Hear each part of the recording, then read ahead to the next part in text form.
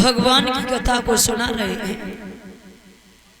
बड़ा सुंदर सा प्रसंग भी आप लोगों के बीच में चल रहा था कि किस तरीके से भगवान योगी राज कृष्ण ने जन्म लेते ही लेते अकासुर बकासुर पूतना जैसे इत्यादि राक्षसों का वध किया। आइए अब आगे बढ़ते हैं कि मुरलीधर घनश्याम ने यहां तक हुआ कि कालिया का भी मान मर्दन किया। कालिया का मान मर्दन करने के बाद भगवान श्याम सुंदर ने किस तरीके से महाराज गिरिराज महाराज का पूजन करवाया और देवराज इंद्र के घमंड को धूल में मिलाया। सुखदेव जी समझा रहे हैं, राजन परीक्षित, कथाओं में अगर आपको शंका लगे तो निश्चित होके पूछ लेना। जवाब दिया है प्रभु। कथा को सुनकर के बड़ा आनंद प्राप्त हो रहा है। और दूसरी बात यह है कि दिल साफ होना चाहिए, तो विश्व की काल परिस्थितियां हमारा और आपका कुछ बिगाड़ नहीं सकती हैं। और दिल में ही तुम्हारे अंदर से ही गंदगी भरी है तो फिर दुनिया में उलझना ही पड़ेगा, ये तो कन्फर्म है। भागवत में श्लोक का वर्णन किया है। वेद व्यास जी लिखते हैं, रचते रचते कोश कोशानामपि कोश हृदयम ये सुमन सुरचते सर्व खल रचते भवति। अगर आपका दिल साफ है, आपका मन साफ है, तो विश्व की काल परिस्थितियां हमारा और आपका कुछ बालन बाका नहीं कर सकती है। अच्छा, ये गिरिराज महाराज कौन थे? सबसे पहले जानेंगे कि आज से करीब 16 लाख वर्ष पहले की बात है। कितने? 16 लाख वर्ष पहले की बात है, जिस समय भगवान त्रेता युग में समुद्र पर पुल बना रहे थे।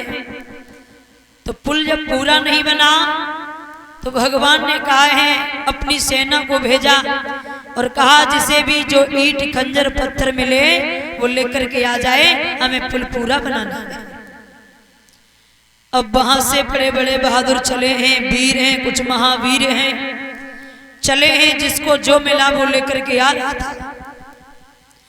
और इधर अनंत बलवंत हनुमंत ली महाराज गिरिराज महाराज के पूरे पर्वत को उठा करके उत्तराखंड से दक्षिण की ओर आ रहे थे।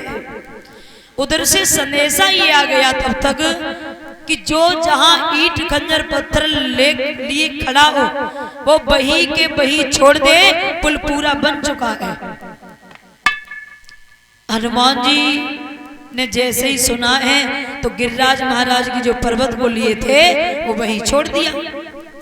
गिरिराज महाराज रोने लगे, जवाब दिया है, अरे हनुमान जी, हमने तो सोचा था कि मेरा घर बिगड़ गया तो भगवान के चरणों में तो पहुंच ही जाएंगे, मेरा उद्धार हो जाएगा, मगर आपने ये क्या किया है? ना मुझे घर का रखा, ना मुझे घाट का रखा। अरे तुमने तो मुझे अधफर में ही छोड़ दिया। भगवान से कह दो हमें अपने चरणों में लगा।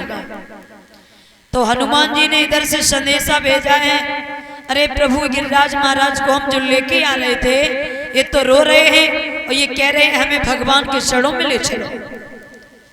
तो भगवान ने कहा कि आप इस समय कहाँ हो?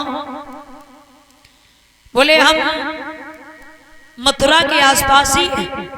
बोले मथुरा के आसपास हो तो वो गिरिराज महाराज को वहीं छोड़ दो और उनसे कह देना कि कुछ समय बाद हम तुम्हारे पास में अवश्य आएंगे।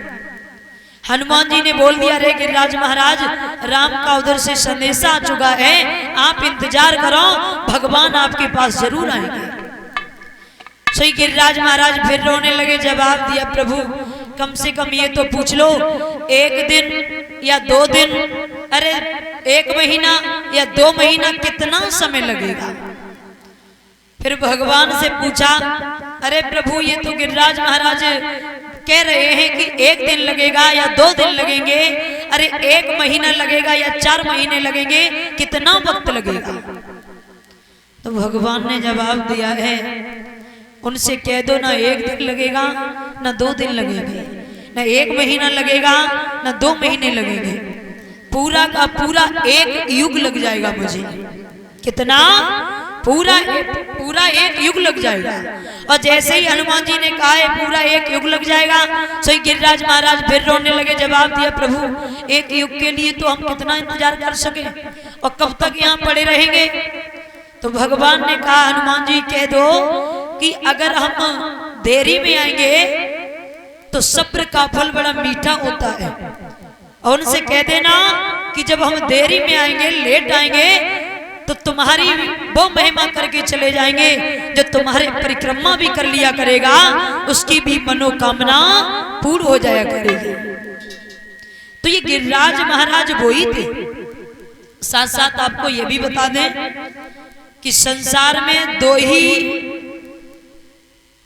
महाराज पर्वत ऐसे हैं जिनके पास जाने से हर व्यक्ति की मनोकामना पूर्ण होती है। चाहे तो चित्रकूट पे पहुंचिए और चाहे गिरिराज महाराज पे पहुंचिए। चित्रकूट पे भी भगवान ने अपनी लीला की है और यहाँ गिरिराज महाराज पे भी अपनी लीला की है। चित्रकूट में भी भगवान ने रास किए थे और यहाँ तक सोचा था कि हम चित्रकूट में 100 रास करेंगे, लेकिन ध्यान देना, चित्रकूट में जब रास किया तो वहां जयंत की बुद्धि भ्रमित हो गई और यहाँ गिरिराज महाराज पर जब रास किया तो यहाँ ब्रह्मा जी की बुद्धि भ्रमित हो गई। उधर जयंत की बुद्धि भ्रमित हुई तो भगवान ने उधर आंख फोड़ दी और इधर ब्रह्मा जी जब जांच करने के लिए गए तो ब्रह्मा जी की भगवान ने पिटाई करवाई। जब इन्होंने 99 रास पूर्ण कर लिए थे, आधा भी रास कर लिया, 99.5 रास किए उधर चित्रकूट पे। इधर जयंत ने जाकर के चालाकी से चौंच मार करके आधा रास छीन लिया था। ध्यान देना। तो भगवान ने सीता से कहा है कि मेरी तो यहाँ तक इच्छा थी कि हम 100 रास करेंगे, मगर जयंत की बुद्धि काम नहीं की, इसने मेरा आधा रास छुड़वा दिया। और यही रास द्वापर युग में जब हम 16 कलाओं से अवतार धारण करेंगे तब हम करेंगे। फिर उसका नाम रास नहीं, वो महाराज 6 महीनों की केवल और केवल एक रात होगी। 6 महीनों की एक रात होगी और जब वहां पर हम रास करेंगे तो उसका नाम रास नहीं, आधा जो रह गया उसे मिला करके हम महारास करेंगे। तो ध्यान रखना भैया, दो ही ऐसे पर्वत हैं, या तो गिरिराज महाराज की परिक्रमा कीजिए या चित्रकूट पे पहुंचिए। अरे व्यक्ति की परिक्रमा करने से ही मनोकामना पूर्ण हो जाती है। मेरे भैया, भगवान ने सबके घमंड को धूल में मिलाया। कालिया का भी मान मर्दन किया और भगवान श्याम सुंदर ने यहाँ तक भी मैंने लिखा देखा कि अर्जुन को भी अपने ऊपर बड़ा गुरूर था, बड़ा घमंड था कि भगवान को हम जितना चाहते हो, हम में जितना बल है शायद इतना किसी में हो नहीं सकता। तो एक बार का जिक्र है कि नारायण जी गंधराज पुष्प को लेकर के जिस समय पहुंचे हैं और वो गंधराज पुष्प जिस समय सत्यभामा को दिया है तो इधर वो रुक्मिणी को दिया तो सत्यभामा को बड़ा बुरा लगा और जैसे ही देखा तो भगवान से कहा है, प्रभु वो पुष्प गंधराज जो अभी दिया है वो हमें क्यों नहीं दिया? मेरी भी इच्छा है आप हमें गंधराज पुष्प लेकर के ही आइए।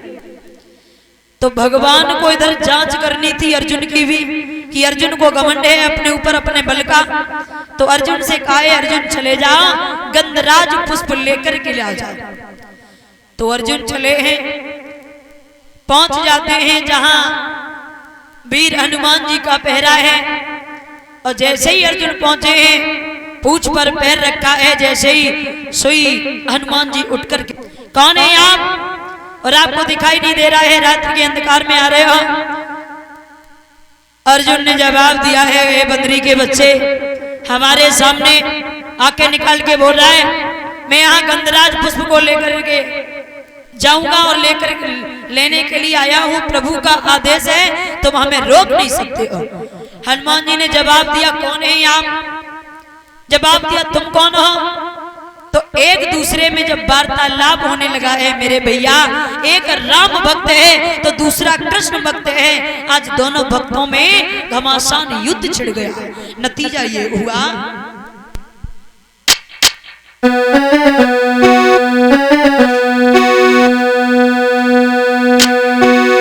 कि योद्धा बलधारी होई गई तेज समुद्र पे भारी।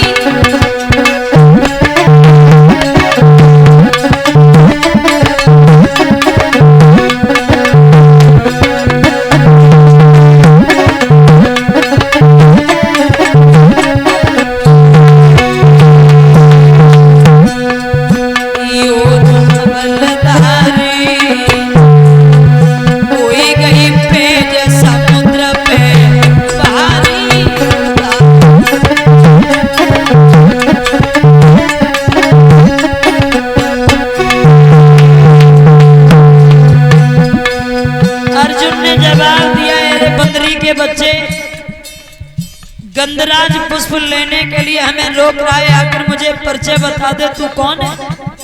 तो हनुमान जी ने जवाब दिया है, सुना मेरा परिचय अगर पूछ रहे हो तो हमारे परिचय के बारे में जानिए। और बोले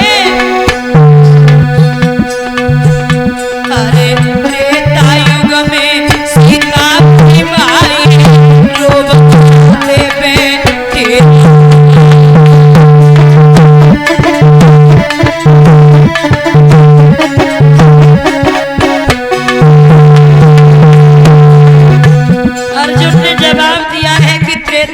सीता का हरण हुआ, राम बैठ करके रो रहे तो तूने क्या किया? जवाब दिया, सुनो ना। अरे त्रेता में सीता आई रोबते श्वेत समुद्र दये बंधवाई लंका में दई आग।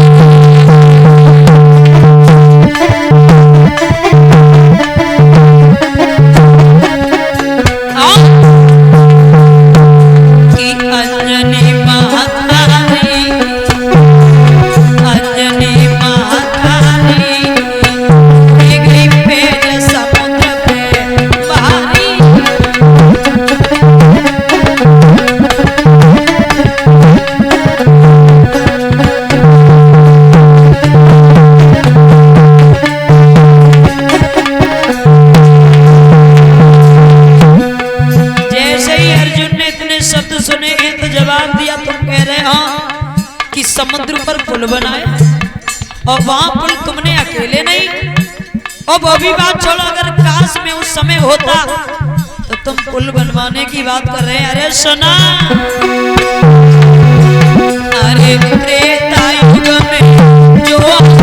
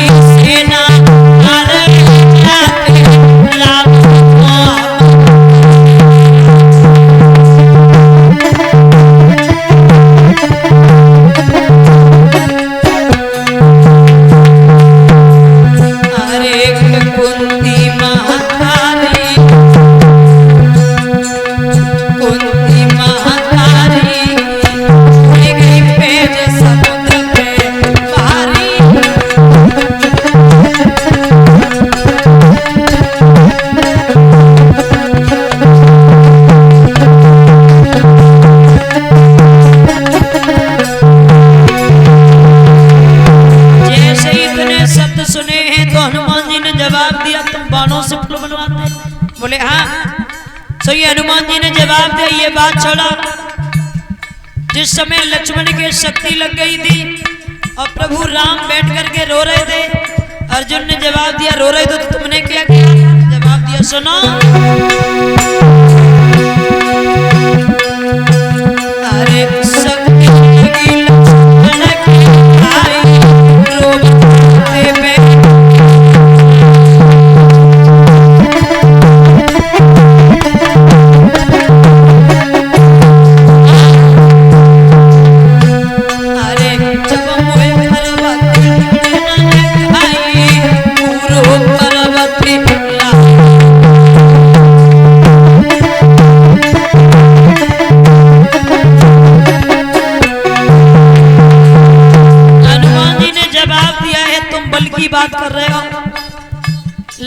के शक्ति लगी थी तो बूटी की सख्त आवश्यकता थी।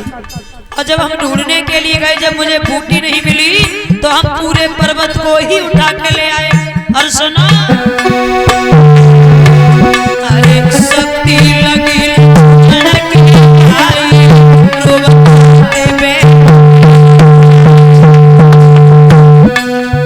बूटिया में जब बड़ी आई पर्वत ला,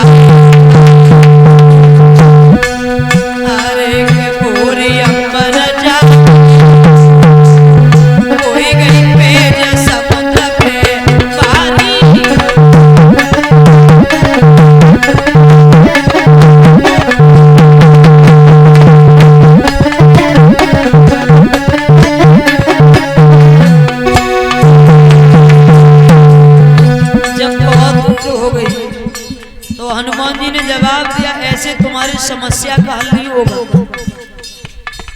तुम अपने बल की प्रशंसा कर रहे हो, हम अपने बल की प्रशंसा कर रहे हैं। आइए अब ज्यादा ना कहते हुए दो दो हाथ हमारे तुम्हारे हो जाए। और जैसे ही अर्जुन ने सुना, जवाब दिया बिल्कुल। अर्जुन ने कहा है, सुना, हम बाणों से पुल बना रहे हैं और तुम इस पुल को तोड़ के दिखाओ। अगर तोड़ जाओगे तो हम समझ जाएंगे तुम हमसे ज्यादा बलवान हो। जैसे ही हनुमान जी ने सुना, जवाब दिया, रे कुंती पुत्र अर्जुन, अगर पुल बनाने की बात कर रहे हो तो तुम बाणों से पुल बनाइए। अब तो पुल बनना प्रारंभ हुआ। नतीजा ये हुआ लोगों, बड़ा बड़ा बाण से तो समुद्र बने।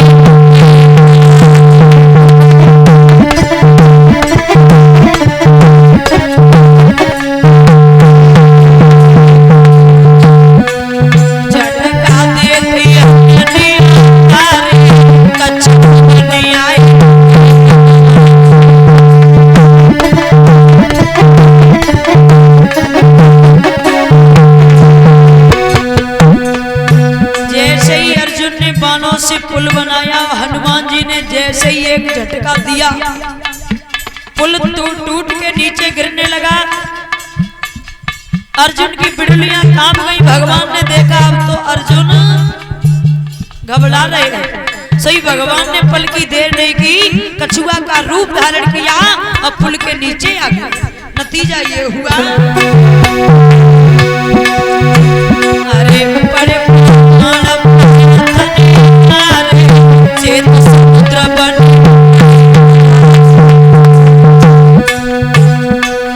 झटका देती अंजनी तारी कछुआ आई।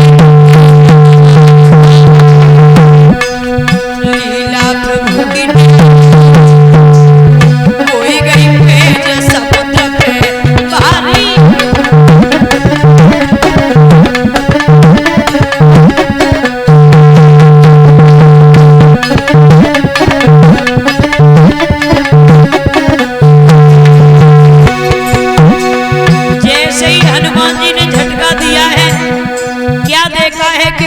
नीचे से रक्त की धार फूट पड़ी और जैसे ही रक्त देखा है तो हनुमान जी ने मस्तक से हाथ लगाया, बाजी बा किसी जीव की हत्या हो गई। नतीजा ये हुआ, अरे खून से लाल हनुमान जी ने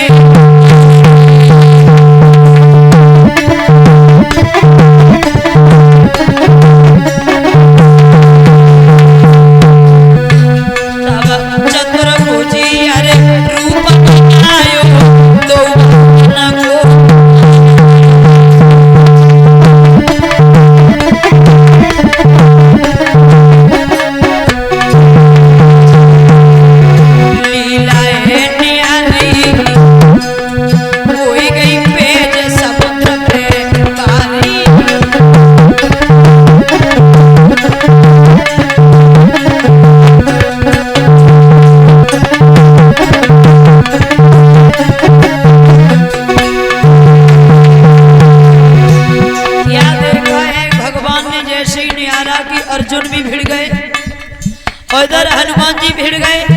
एक राम भक्त है, एक कृष्ण भक्त है। जब भगवान ने देखा कि दोनों भक्त आपस में ज्यादा भिड़े, सोई भगवान ने चतुर्भुजी रूप बनाया और जाकर के दोनों भक्तों का मान बढ़ाया। ऐसे थे हमारे गोविंद। अर्जुन के भी घमंड को दूर किया ताकि अर्जुन को अपने ऊपर बड़ा अभिमान था कि मेरे अंदर बहुत बल है। मेरे भैया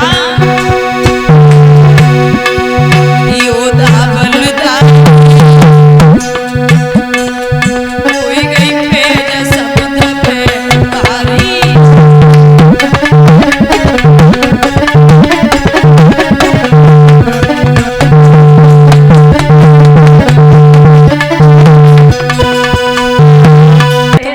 सुंदरता है लेकिन कभी भी किसी भी हुनर पर घमंड नहीं करना चाहिए। और जिसने घमंड किया भगवान ने आकर के उसके घमंड को धूल में मिलाया। घमंड किया तीनों ने बल बुद्धि और वंश। और ना मानो तो देख लो रावण कौरव। कंस को भी बड़ा घमंड था और यहां तक हुआ कि भगवान ने कंस के भी घमंड को धूल में मिलाया। कौरवों को अपने ऊपर बड़ा गुरूर था, भगवान ने कौरवों के घमंड को भी धूल में मिलाया। रावण को उस दस्कंदर को बड़ा घमंड था। हालांकि ये तो जरूर कहेंगे रावण जैसा प्रकांड विद्वान ना तो था और ना ही अभी है और शायद भविष्य में ना ही होगा, लेकिन घमंडी बहुत था। जिस समय रावण के 9 सर कट गए थे, अधीर होकर के रावण जमीन पे गिर गया था, तब राम ने कहा लक्ष्मण से, लक्ष्मण चले जाओ। रावण प्रकांड विद्वान है, पंडित है, बड़ा ज्ञानी है, समझदार है, तो जाते जाते रावण से कुछ ले लो। तो लक्ष्मण भी गए हैं और जाकर के लक्ष्मण सर की तरफ खड़े हो गए और बोले अरे रावण भैया तुम तो जा रहे हो, जाते जाते कुछ हमें भी दे दो। रावण ने आंखें खोली और पुनः आंखें बंद कर ली, बोला ही नहीं। चले आए लक्ष्मण, जवाब दिया रे भैया ऐसे घमंडी व्यक्तियों के पास मुझे मत भेजा कर। क्यों, क्या हुआ? आपने कहा मैं गया। हाँ मैंने कहा रे रावण भैया तुम तो जा रहे हो, जाते जाते कुछ दे दो। रावण ने मुझे देख करके आंखें बंद कर ली। तो राम ने जवाब दिया ऐसा क्यों, तुम कहाँ खड़े थे? बोले सर की तरफ। राम ने कहा है देखो लक्ष्मण, जब किसी से कुछ लिया जाता है तो हमेशा झुक कर के लिया जाता है। आप लोगों ने देखा होगा कि बट वृक्ष पर जब फल आते हैं तो वृक्ष भी ऑटोमेटिक झुक जाते हैं ताकि खाने वाला आसानी से तोड़ सके। और झुकने से इंसान को लाभ ही लाभ है। और जिसने जीवन में झुकना सीख लिया समझ लो दुनिया में वो ही कामयाब होगा। तुम जाओ, जाकर के पैरों की तरफ खड़े हो। देखिए रावण क्यों नहीं बोलता है।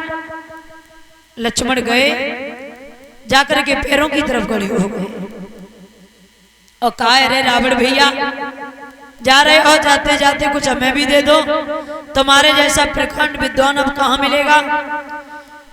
रावण ने जवाब दिया है लक्ष्मण अब तुम्हारी बुद्धि ठिकाने आई, मांगने की अकल तो थी नहीं, मांगने के लिए पहले आ गए। जा तो रहा हूं लेकिन जाते जाते 2 बातें तुम्हें जरूर बताऊंगा। खैर तुम्हारे भैया ने मेरे साथ में अच्छा व्यवहार नहीं किया, मेरे 9 सर कट गए हैं, मेरे अंदर इतनी शक्ति नहीं है जो मैं नीति शास्त्र का वर्णन कर सकूं। हमने तो यहाँ तक सोचा था कि स्वर्ग में जाने तक का भी मार्ग बनाऊंगा, आज वो मेरे मन की इच्छा मन में ही जा रही है। लेकिन जाते जाते 2 बातें तुम्हें हम जरूर बताएंगे। रावण ने मरते दम तक लक्ष्मण से कहा था, वो 2 बातें कौन सी थी? एक कभी कल्पना कर रहा है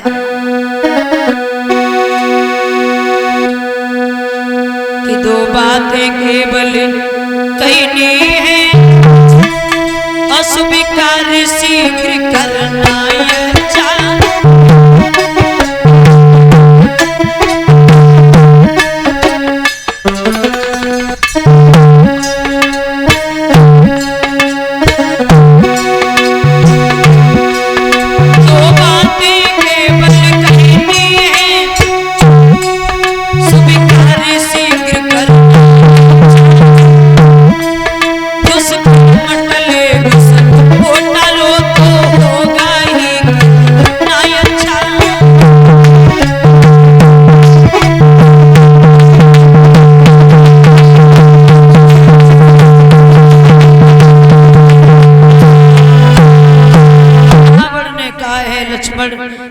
आते जाते ज्यादा तो कुछ नहीं, दो बातें तुम्हें समझाते हुए जा रहे हैं।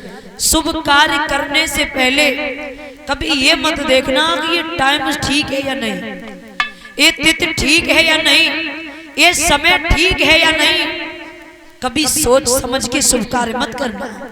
जितनी जल्दी कर सको उतनी जल्दी करने का प्रयत्न करना, और दुष्कर्म जितनी जल्दी टाल सको उसे टालने की कोशिश करना।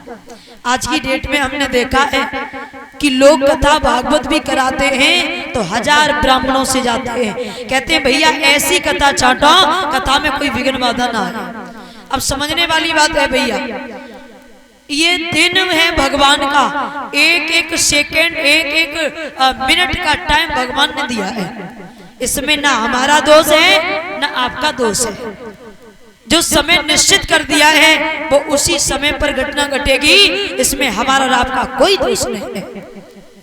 कथा में अगर कोई विघ्न हो जाती है तो लोग टिप्पणियां करते हैं, अरे भैया कथा छटवाई, कथा मेरी बढ़िया नहीं छट रही, ये कथा में काम कैसे हो गया। अरे मैंने वो कार्य किया है शादी विवाह करवाने के लिए, घर में इतने सब सिस्टम जोड़ लिए, वो पंडित जी ने हमारी शादी बढ़िया नहीं चाटी। अरे शादी होने से पहले घर में ही एक मौत हो गई। ये क्या है? ये हमारे और आपके गलत विचार हैं। ये टाइम भगवान का है, ये एक एक मिनट एक एक सेकंड का टाइम, ये सब दिन तिथियां ये सब भगवान की देन है। और रावण ने भी कहा था कि शुभ कार्य जब करो तो शुभ कार्य करने से पहले कभी सोचना नहीं, जितनी जल्दी कर सको उतनी जल्दी करना। अब ये नहीं कि किसी शुभ कार्य में किसी के जाओ गोली मार दो, हाँ तो यहाँ गोली वोली की बात नहीं है। यानी शुभ कार्य, जो भी शुभ कार्य करो, कथा करो, सत्संग करो, भगवान की चर्चाएं करो, जो भी करवाओ तो कभी सोचना नहीं कि हम 20 दिन बाद करेंगे, हम 30 दिन बाद करेंगे, हम 1 साल बाद करेंगे। जब टाइम मिले तब कर दो, बिना सोचे समझे। मेरे भैया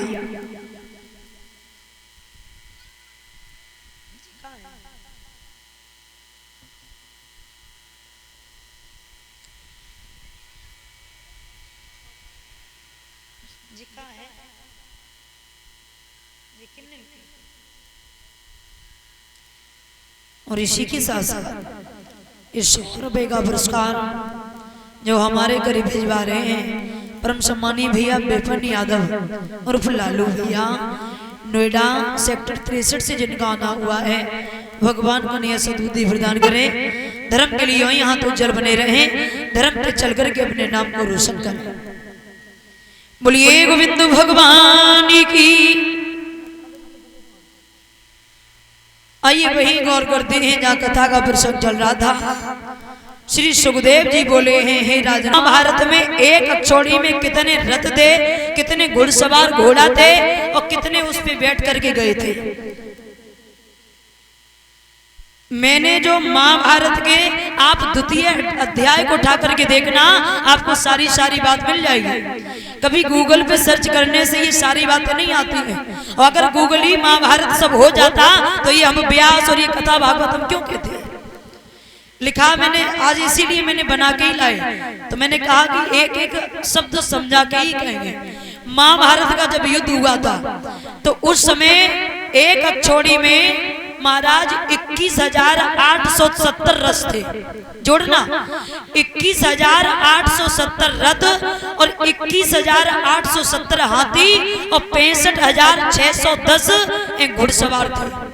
और ध्यान देना 1,09,350 ये पैदल सैनिक थे।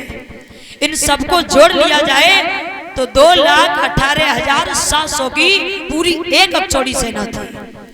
याद रखना महाभारत की बात कर रही हूँ। भैया ने आकर के कुछ कहा होगा तो हमने कहा कोई बात नहीं, हम जाकर के समझाएंगे, शायद भैया को भ्रम हो। तो महाभारत को उठा करके आप वो द्वितीय अध्याय में पढ़ लें कि उसमें साफ साफ दिया गया है। बोलिए गोविंद भगवान की। मेरे भैया भगवान कन्हैया ने क्या देखा है कि घर घर में मीठे मीठे भगवान बनाए जा रहे हैं। सभी ग्वाल बाल माँ यशोदा बाबा नंद बड़े सुंदर सुंदर से वस्त्र आभूषणों को धारण करके सुंदर से गीतों को गा करके किसी को रिझा रहे हैं।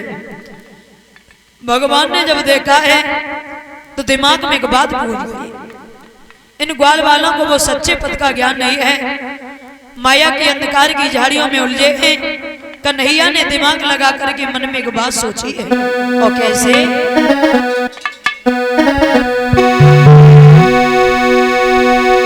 कि मोहन ने सोचा ग्वालों को कुछ असली तत्व का ज्ञान नहीं, अंधिगत चले जा रहे हैं और सच्चे पद की पहचान नहीं।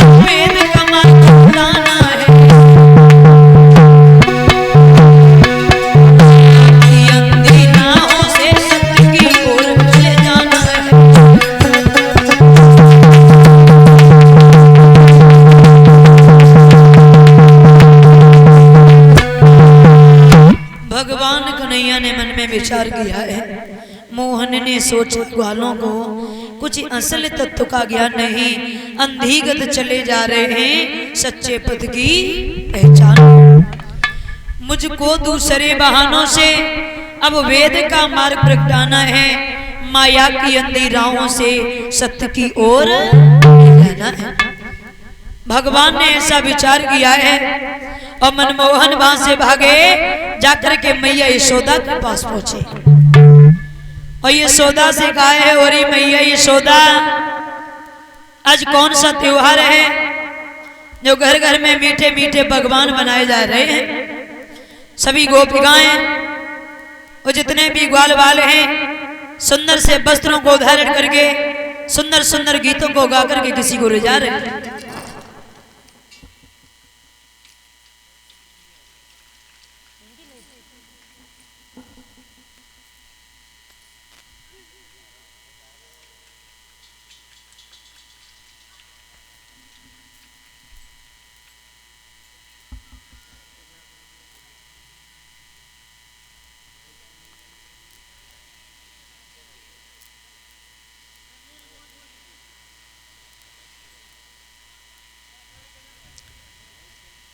और इसी के साथ साथ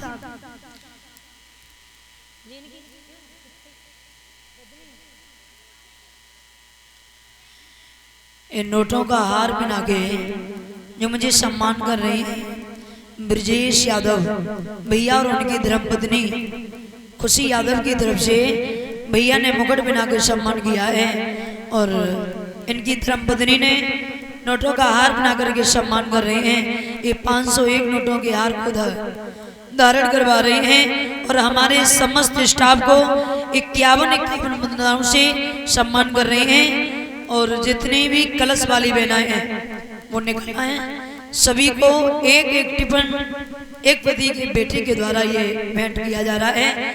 जो भी कलश वाली बहनाएं हैं वो निकला है।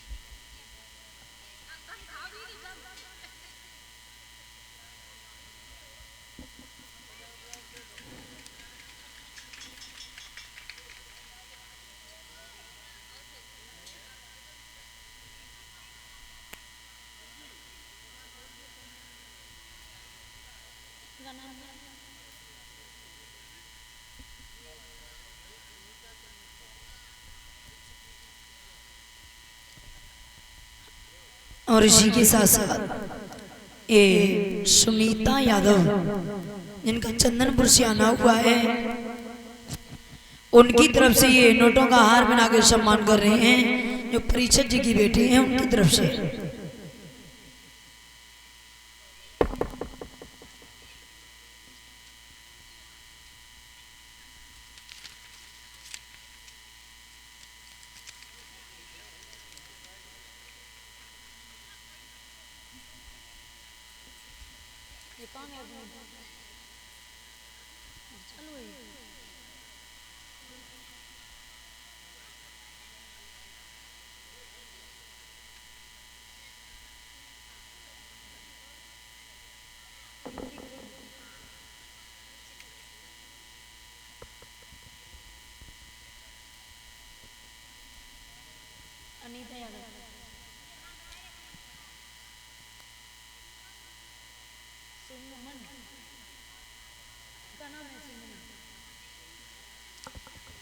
और इसी के साथ साथ इस सिंह मोहन भैया उनके द्वारा ये नोटों का हार बना करके मुझे सम्मान जो कर रही हैं अनीता यादव, जो ब्यूटी खुर्द के रहने वाले हैं, उनकी तरफ से भगवान कन्या सद्बुद्धि प्रदान करें। धर्म के लिए आए हाथ उज्जवल बने रहें, धर्म पे चल करके अपने नाम को रोशन करें।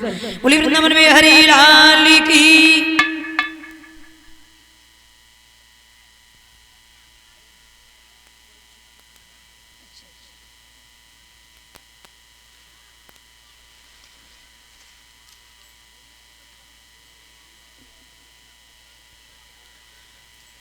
और इसी के साथ साथ इन नोटों का हार बना करके जो सम्मान कर रहे हैं हमारे परीक्षित महाराज की बहन जी के द्वारा सम्मान हुआ है। बहुत बहुत धन्यवाद। भगवान को नया सद्बुद्धि प्रदान करें, ऐसी भगवान से मेरी विनती और आकांक्षा है। बोली भक्तों भगवान की।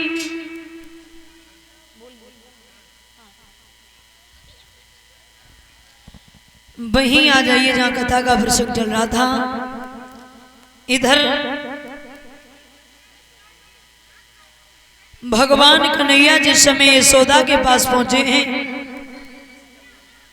और ये यशोदा से जिस समय कहा है, और ये मैया यशोदा घर घर में जो मीठे मीठे भगवान बनाए जा रहे हैं, आखिर कौन सा त्योहार है?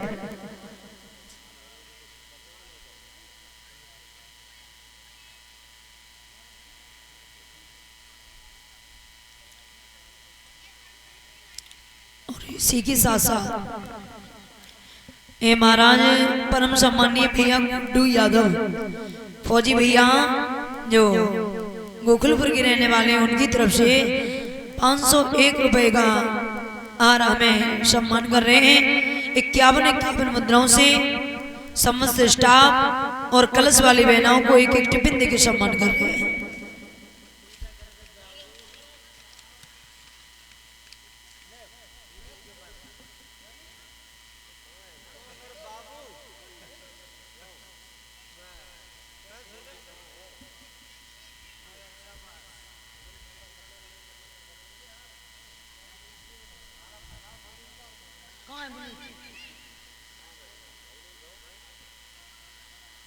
क्या नाम था?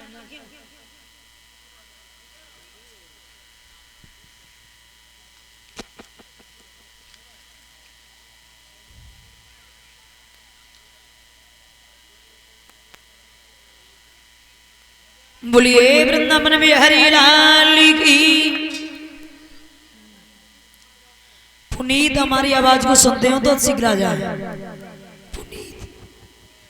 पुनीत आवाज को सुनते हो तो हमारे पास आ जाए।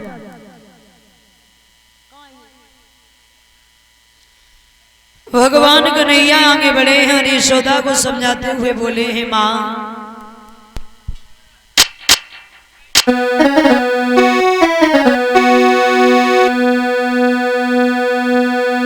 मैया रे आज नया उत्सव और किस लिए मनाया जा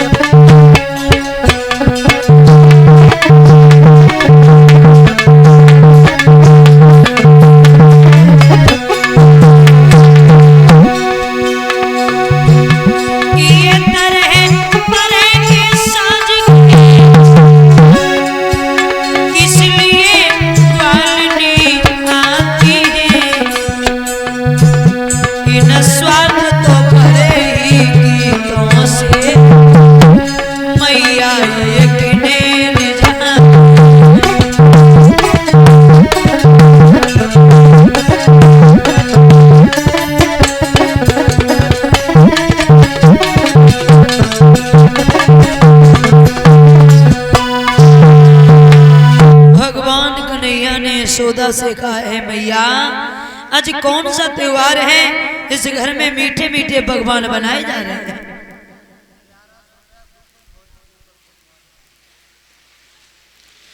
और इसी के साथ साथ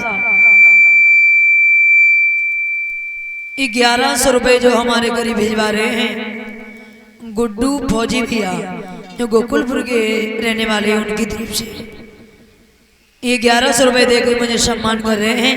भगवान को यहाँ दीर्घायु दे, धर्म के लिए आई हो तो हाथ उज्जवल बने रहे, धर्म पे चल करके अपने नाम को रोशन करें। बोलिए भक्तवत्सल भगवान की। मेरे भैया भगवान कन्हैया ने यशोदा को जिस समय पूछा है तो यशोदा तो कुछ नहीं बोल पाई, यशोदा तो चुप ही रही। अब बोले बाबा नंद तुम्हें नहीं मालूम है बेटा यादव चंद्र। जवाब दिया श्याम इस कार्तिक की कृष्ण पक्ष की चतुर्दशी के दिन हम सब ब्रजवासी मिलकर के देवराज इंद्र का पूजन करते हैं। कन्हैया ने जवाब दिया है बाबा देवराज इंद्र का पूजन क्यों करते हो? तो बाबा नंद समझाते हुए बोले सुनो मनमोहन, देवराज इंद्र का जब हम पूजन करते हैं तो इंद्र खुश होकर के जल की वर्षा करते हैं। जब हरी भरी घास उगती है जिनमें गाय बछड़ा सब चरते हैं, ये सब ब्रजवासी जो उत्साह के साथ रहते हैं, इस सब देवराज इंद्र की महिमा है। कन्हैया ने जवाब दिया है बाबा इंद्र का मतलब है उसका मतलब है जल की वर्षा करना। अगर उसे इंद्र की पदवी मिल गई है तो उसका ये तो दायित्व नहीं बनता है कि तुम लोगों से पूजा करवाए। और ये जो पूजा कर रहे हो हमारे ख्याल से बिल्कुल गलत है। बाबा ने जवाब दिया श्याम क्या कह रहे हो? पूजा करना गलत है? बोले बिल्कुल। कन्हैया ने जवाब दिया है बाबा अगर आप पूजा कर रहे हो देवराज इंद्र की तो हमें एक बात बता दो कि सबसे ज्यादा अधिक वर्षा कहाँ होती है? बाबा ने जवाब दिया श्याम मुझे तो नहीं पता। कन्हैया ने जवाब दिया तुम्हें नहीं पता था, अब हम तुम्हें बताते हैं सबसे अधिक वर्षा कहाँ होती है और अनुमान लगाना क्या वहां पर देवराज इंद्र का पूजन होता या नहीं होता। कन्हैया बाबा नंद को समझाते हुए बोले सुना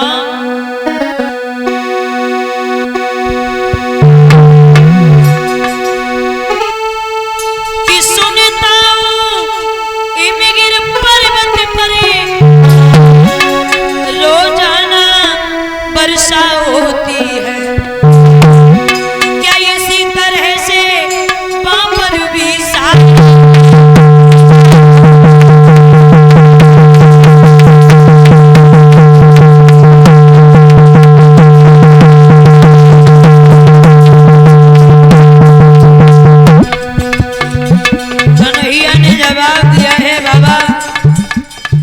सबसे अधिक वर्षा होती है तो हिमालय पर्वत पर होती है, क्या वहां पर भी देवराज इंद्र का पूजन होता है? और अधिक वर्षा हिमालय पर्वत पर होती है, अगर वहां पूजन होता होता तो आप आज इंद्र का पूजन कर लेते, मुझे कोई मतलब नहीं था। और सुना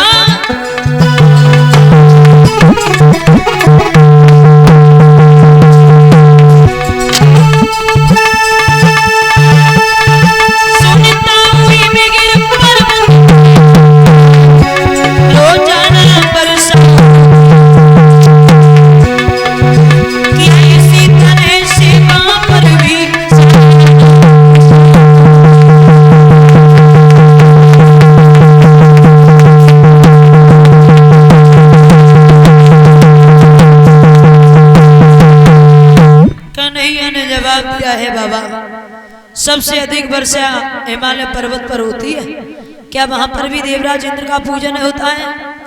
बाबा ने जवाब दिया है श्याम इतनी नाराजगी क्यों दिखा रहे हो लाला, बात क्या है?